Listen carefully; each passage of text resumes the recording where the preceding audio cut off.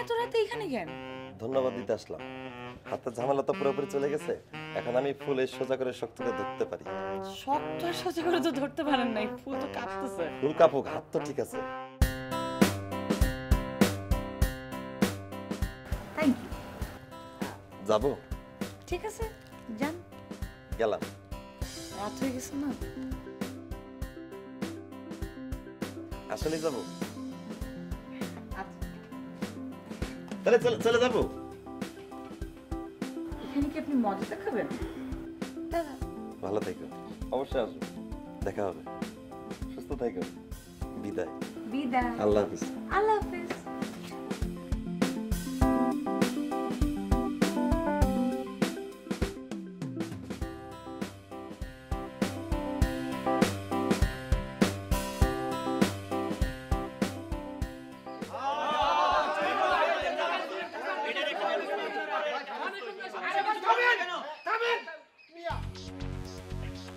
চাচা, আপনার কি সমস্যাটা কোন?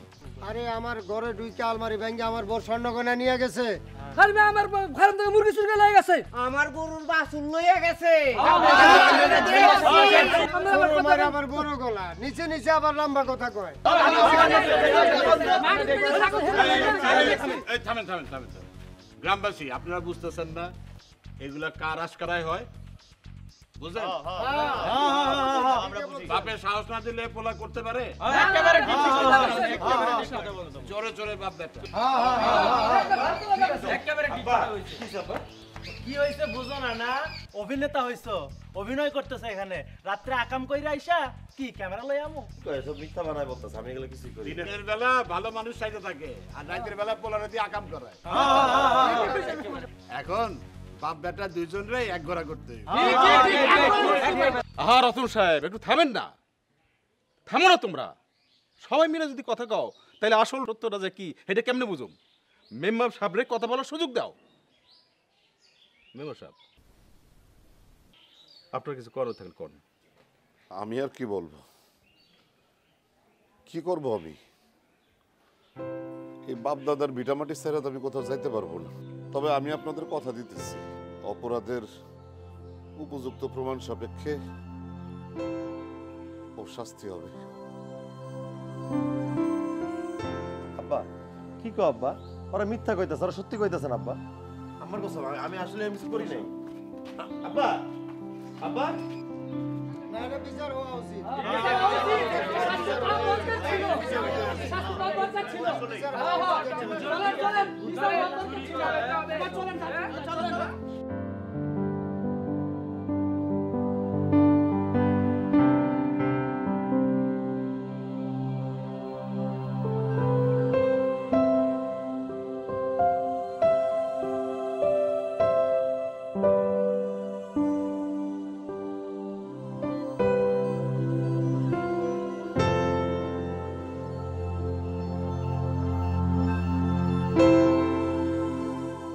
শোনো না, সরেন সামনে থেকে।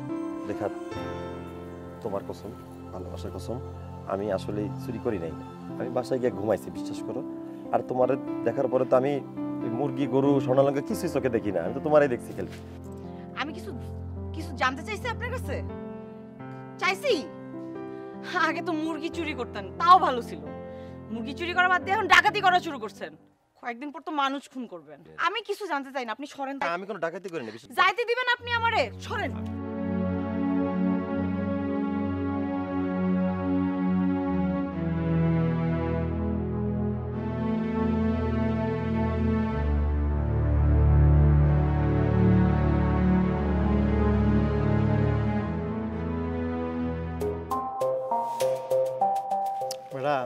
যে ফাঁসাইলো রতন ভাই কাজল রে, প্লিজ রতন ভাই মেম্বার হয়েই ছাড়বো। আর বেটটা রতন ভাই মেম্বার হলাম, ঘর পায়কে পুরো কাঁপাই দিব না মামা। বেচারা কাজল কিছু না করেই উদে ফাঁসে গেল। আচ্ছা একটা কথা, এত কষ্ট করে যে তুই চুরিগুলা করলি, এই টাকা পয়সাগুলা কই? মেম্বারের বাড়িতে না? চল মেম্বার বাড়ি থেকে টাকা লইতে হইব আমাকে। ওগুলা মিলা চল পিকনিক করি। এত কষ্ট করলাম, টাকার ভাগ লম না, লইতে হইব। চল। তার মানে রতন মেম্বাররাই কাজলরে ফাঁসাইছে। কাজল যা বলতেছিল তা ঠিকই কইতেছিল, ও আসলেই চুরি করে নাই। চুরির অপবাদ দিছে ওরে। না না, আমার আর দেরি করন যাইব না, এক্ষুনি আব্বারে যা কইতে হইব। আব্বা আব্বা আব্বা আব্বা, এক্ষুনি চলো, কাজলকে বাড়ি যাইতে হইব। কাজল আসলে নির্দোষ আব্বা, কাজল কিচ্ছু করে নাই, ওরে ফাঁসানো হইতেছে। ওই যে রতন ব্যাপারী আছে না, রতন ব্যাপারী এসব নিজে ষড়যন্ত্র করছে ইলেকশনে জেতার জন্য আর মেম্বারে ফাঁসানোর জন্য। আব্বা কাজল কিচ্ছু করে নাই, আমি নিজের কানে শুনছি যে বাজারের নিচে রতন ব্যাপারী দুটো চেলা আছে না, ওরা দুজন খাড়ে খাড়ে কথা কইতেছিল। আব্বা আমি সব শুনে ফেলাইছি। তাই নাকি? আব্বা চলো না এখন কাজলকে বাড়িতে। চল।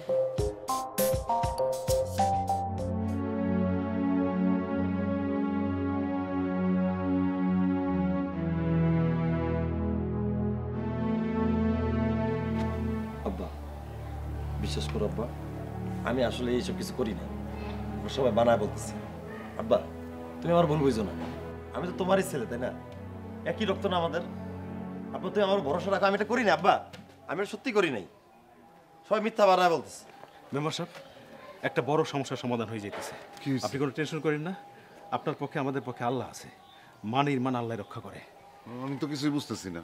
এই যে সমস্যাটা চলতেছে আপনাদেরকে নিয়ে, চাচা আমার রেখা এটা শুনছে, নিজের গান শুনছে কত।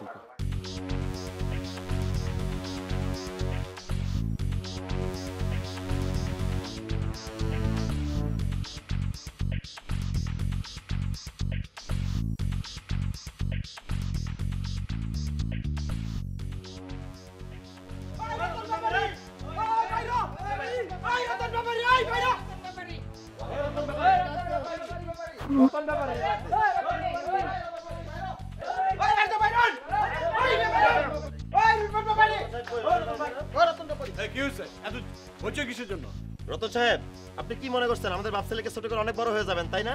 কোনোদিনও তো বড় হইতে পারবেন না। শুনে আপনার একটা কথা বলে রাখেন, আমি চোর হইতে পারি কিন্তু আমি সৎ আছি, আমি সব কিছু স্বীকার করছি। আমি আমার জীবনে সর্বোচ্চ 4টা মুরগি, 2 কেজি পোলার চাল, একটা ছাগলের বাচ্চা চুরি করছি।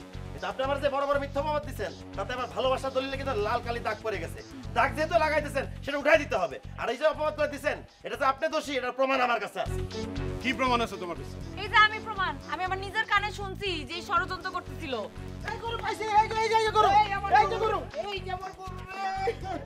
আমি চুরি করছি।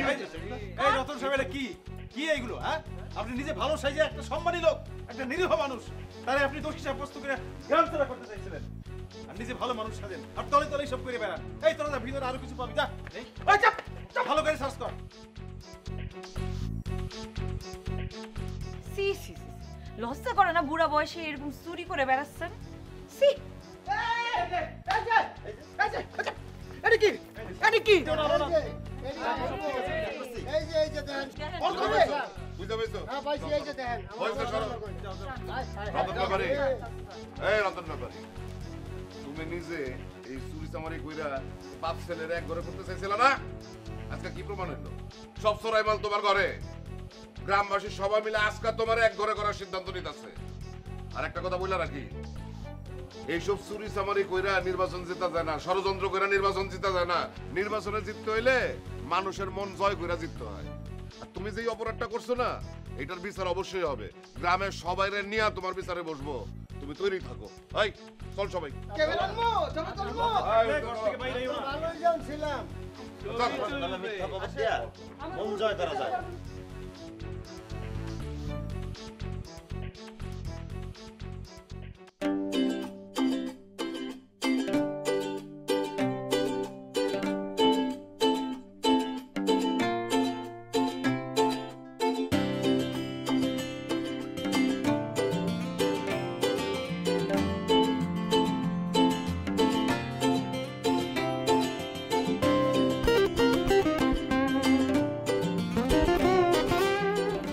শোনো,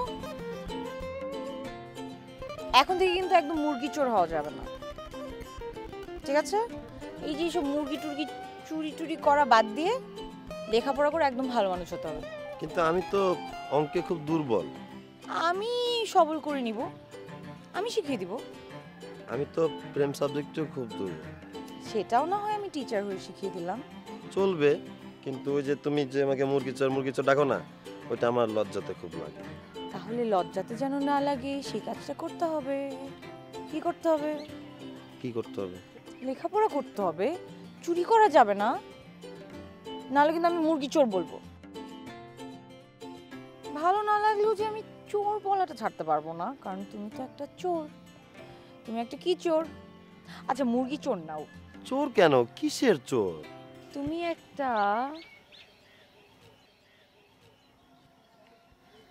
মন চোর। কি? মন চোর। মন চোর?